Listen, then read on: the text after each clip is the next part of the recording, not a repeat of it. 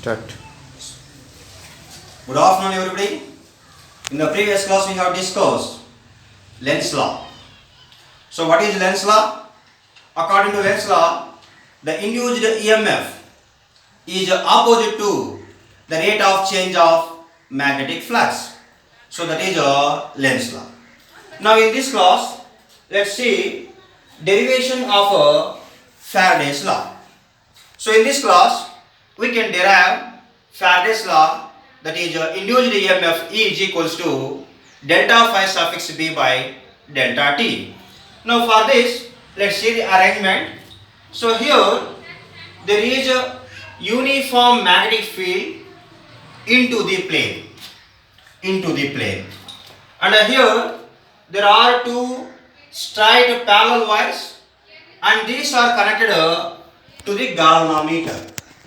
Now take a cross wire connecting these two parallel wires. Okay, connecting these two wires. Now when we move this cross wire, okay, towards the left or towards the right, we can observe the deflections in the galvanometer. That means there is a flow of a current in the circuit. When we move the cross wire towards the left, then also we can observe deflections in the galvanometer. When we move this cross wire towards the right, then also we can observe the deflections in the galvanometer opposite to the previous case. Now let's see here what happening when the cross wire moves towards the left or towards the right. See here, when we move this cross wire to left, the surface area is decreasing. That means the flux through this closed surface is changing, and that changing of flux inducing the current in the circuit. If we move this cross wire towards the right, the area increasing. With the increase of area, the flux through the closed wire, through the closed loop is also increasing, and that increase of a flux inducing the current in the circuit, in the closed loop or else a coil.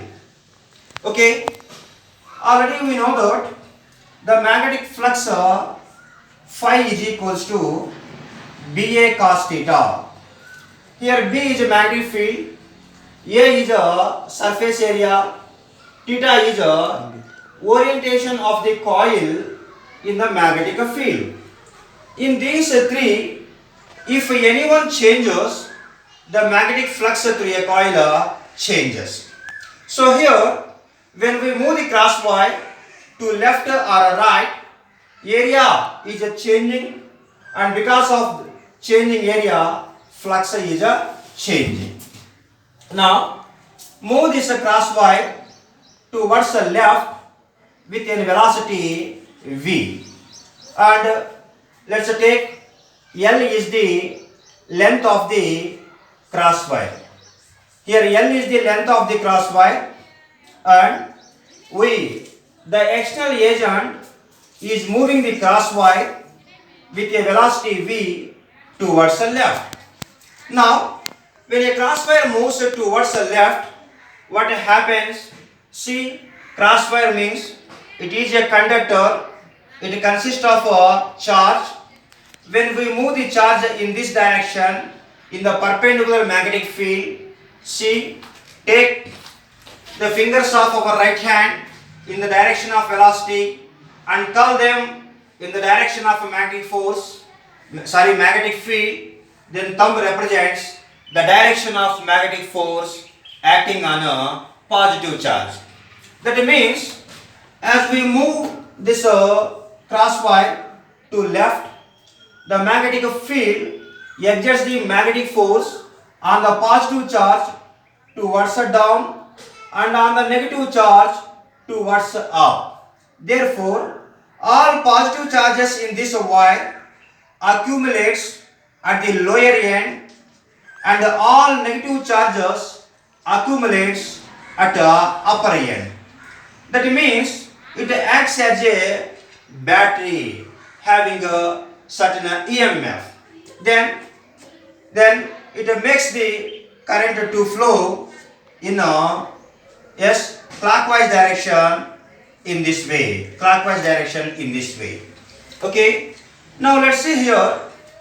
Okay. As a current flows in this way, then this magnetic field exerts the magnetic force on this cross wire. Okay. Let's see in what direction exerts the magnetic force on this cross wire. So let's take a Fleming's left hand rule. Okay, take finger in the direction of a magnetic field and middle finger in the direction of current.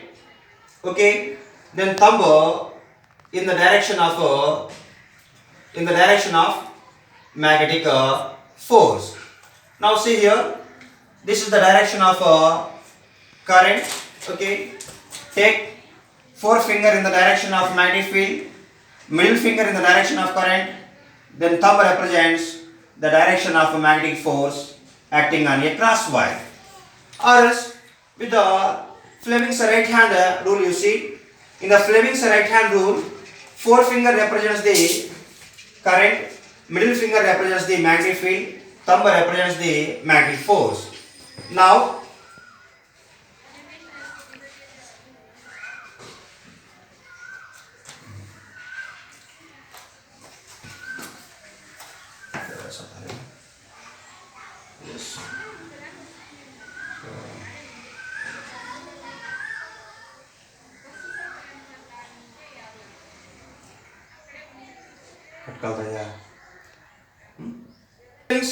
right hand rule. Take the forefinger in the direction of a current and central finger in the direction of magnetic field into the plane, and thumb represents in the direction of a magnetic force. That means the external magnetic field exerts the magnetic force on the cross wire towards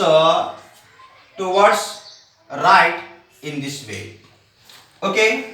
So here external agent applies the same force, okay, to move the cross wire to a left.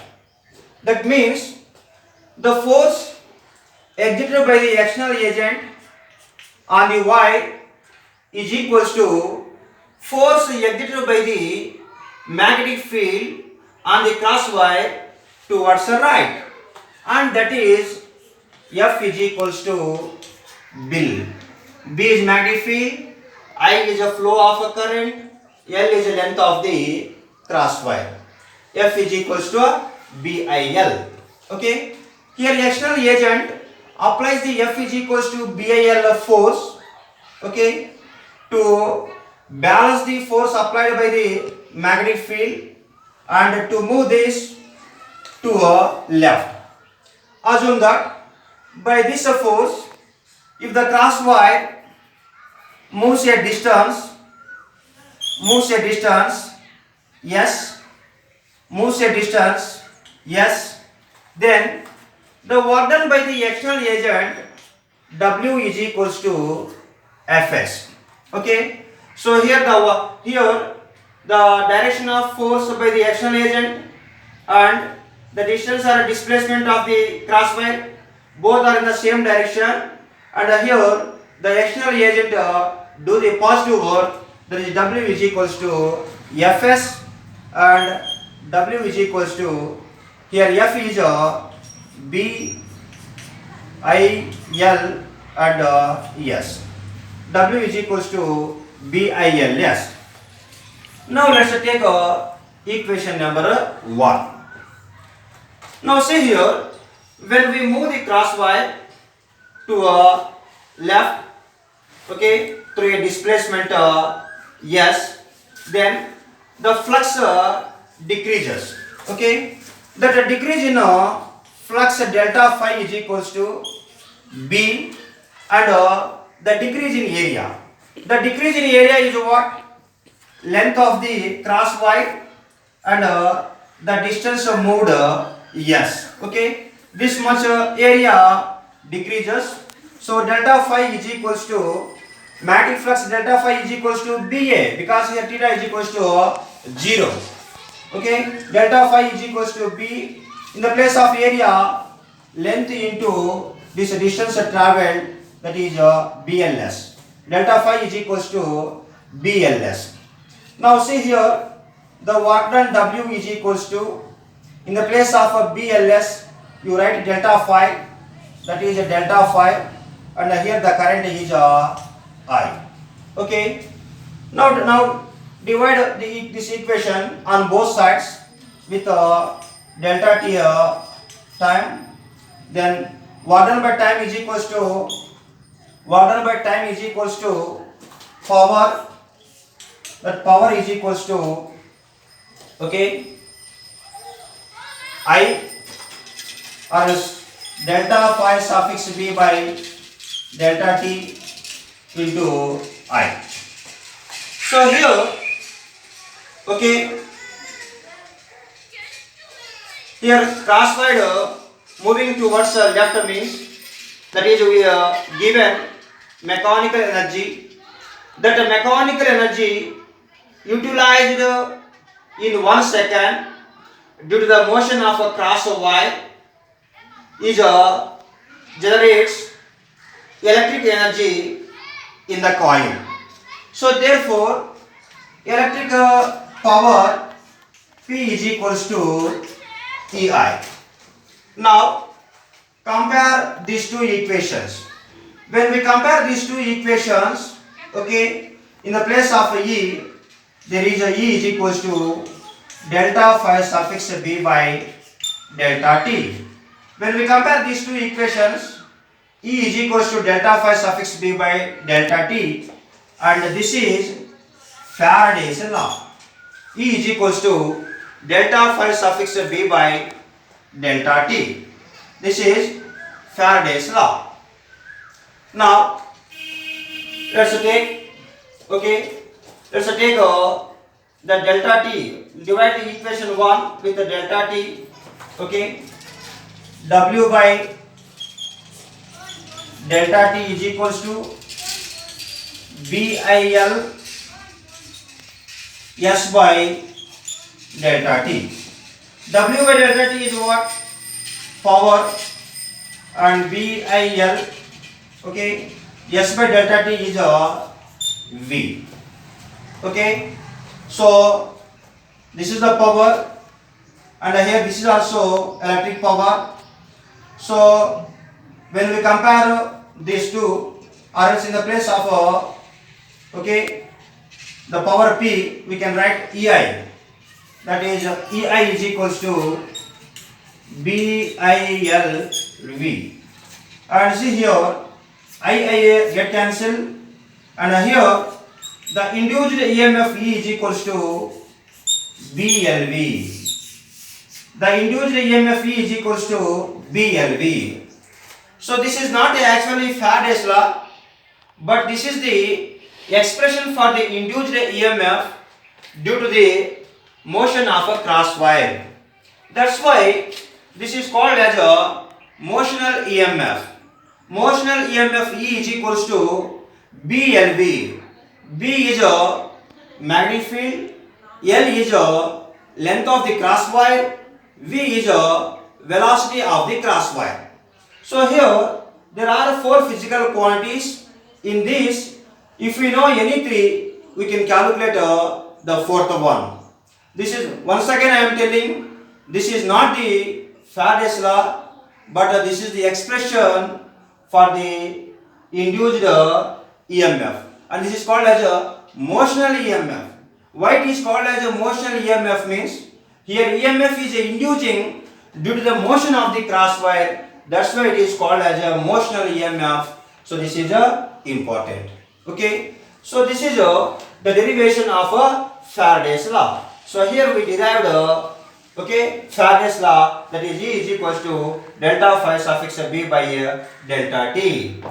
Okay, so this is the Faraday's law of electromagnetic induction, and in the next class we will see there are two problems, okay, on the motion and EMF. In the next class we will see those two problems. Okay, thank you.